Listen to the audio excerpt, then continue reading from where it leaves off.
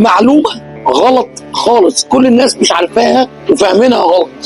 كل الناس فاكرين ان عشان اخد ايست 1 لازم اخد ايست 2. غلط. ممكن اخد ايست 1 مع اكت 2. ايه ده بجد يا مستر ايمن؟ ايوه صدقني، ممكن ايست 1 واخد معاها اكت 2. الكلام ده من جوه التنسيق. طب وايه الميزه بكده؟ اكت 2 سهل جدا، اسهل بكتير من اس 2.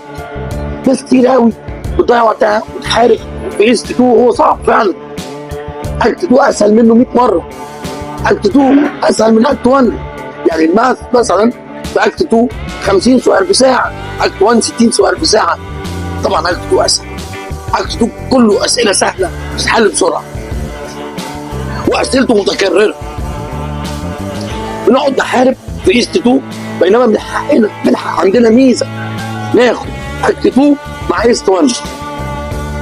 من فضلكم اعملوا كده، خد اكت 2 مع ايست 1، بلاش ايست 2. معلومه مفيده ومهمه ما كنتش عارفينها او ناس كتير مش عارفاها مع مستر ايمن ده. اهلا.